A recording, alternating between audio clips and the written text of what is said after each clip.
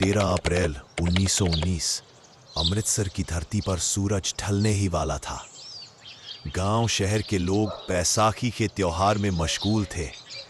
खुशियों का मौसम, फसल का समय और उम्मीदों की बूंदें। लेकिन कुछ ही पलों में वो उम्मीदें धुआं बनकर हवा में घुल गईं। चारों ओर डर, चीखें और बारूद की गंध फैल गई। भारत की आजादी की कहानी में ऐसा अध्याय लिखा गया जिसने ब्रिटिश एम्पायर की आत्मा तक हिला दी। एक शांत बाग, जलियांवाला बाग, अचानक मानवता का सबसे अंधेरा चेहरा सामने लाने वाला बन गया। जहां हंसी थी वहां चीखें गूंजने लगी, जहां जीवन था वहां मृत्यु का सन्नाटा छा गया। इस कहानी में हम देखेंगे कैसे एक दिन ने एक साम्राज्य की नींव को हिला दिया और भारतीय जनता के दिल में आजादी की आग जलाई।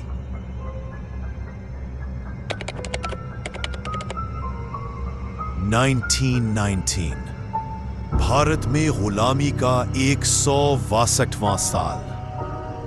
ब्रिटिश हुकूमत हर विरोध को राजद्रोह कहकर कुचल देती थी। देश की आवाज दबाने के लिए नया कानून पास हुआ, रॉलेट एक्ट। एक ऐसा कानून जिसने शांतिपूर्ण आजादी की मांग को अपराध बना दिया।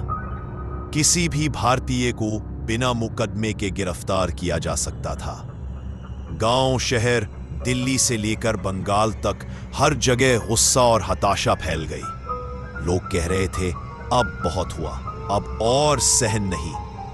महात्मा गांधी ने सत्याग्रह का आह्वान किया। जनता अहिंसक विरोध कर रही थी। सत्यमेव जयते के इस नारे में जनता का विश्वास और अंग्रेजों की चिंता दोनों साफ नजर आ रही थी। खासकर पंजाब में तनाव चरम पर था। लोगों के दिल में डर था, लेकिन गुस्सा भी था।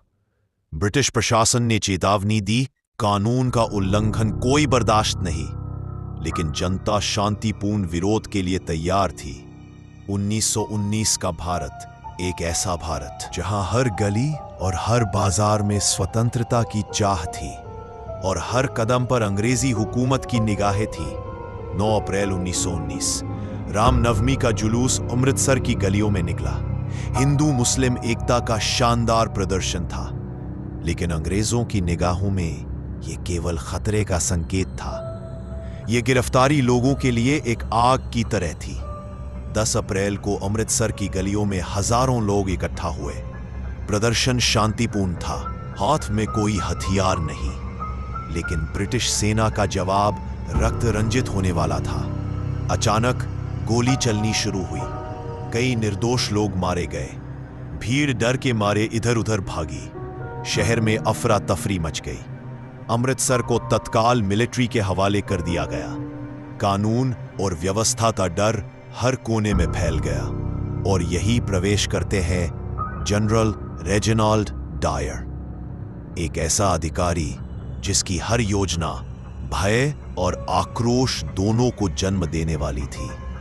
अगले कुछ दिनों में अमृतसर की धरती पर इतिहास का सबसे भयानक अध्याय लिखा जाएगा। शाम के 5:15 पर जनरल डायर अपने 50 सिपाहियों के साथ बाग में घुसा। कोई चेतावनी नहीं, कोई मौका नहीं। उसने आदेश दिया, फायर। 10 मिनट तक गोलियों की बौछार होती रही। सैनिकों ने कुल 1650 राउंड गोलियां चलाईं। लोग भागने की कोशिश कर रहे थे, लेकिन ऊंची दीवारों और घुमावदार रास्तों ने उन्हें घेरा। गोलियां दीवारों से टकराकर लौट रही थीं और हर तरफ केवल चीखें और खून का सन्नाटा था। कुछ लोग गोली से नहीं, दम घुटने से मरे। कई लोग बाग के कुएं में कूद गए, जिसे आज हम शहीद कुआं के नाम से जानते हैं। वो कुआं जिसमें हजारों उम्मीदें और सपने दब गए, आज भी इतिहास की चुप्पी को गूंजाता है। ब्रिटिश रिपोर्ट के अनुसार 348 लोग मारे गए, लेकिन भारतीय इतिहासकारों और गवाहों के मुताबिक संख्या 1000 से भी अधिक थी। यह सिर्फ एक नरसंहार नहीं था, यह इंसानियत के खिलाफ ब्रिटिश साम्राज्य का सबसे काला अध्याय था। एक शांत बाग जिसने सिर्फ 10 मिनट में इतिहास की धड़कन बदल दी। एक घटना जिसने भारत की आजादी की राह को और तेज कर दिया। अमृतसर में कर्फ्यू लगा रहा, घायल लोग वहीं तड़पते रहे, डॉक्टरों को बाग में जाने की अनुमति नहीं थी। हर गली, हर घर में सिर्फ चुप्पी और दर्द का सन्नाटा था। जब यह खबर दुनिया तक पहुंची, पूरे भारत में आक्रोश फैल गया। रविंद्रनाथ टैगोर ने अपनी नाइटहुड की उपाधि लौटा दी, एक शांतिपूर्ण विरोध का प्रतीक। महात्मा गांधी ने अंग्रेजी सरकार के खिलाफ असहयोग आंदोलन छेड़ दिया। देश भर में स्वतंत्रता की आवाज और तेज हो गई। ब्रिटिश संसद में जनरल डायर की निंदा हुई, लेकिन कुछ अंग्रेज उसे हीरो कह रहे थे। भारत में जनरल डायर का नाम हमेशा कसाई ऑफ अमृतसर के रूप में याद रखा जाएगा।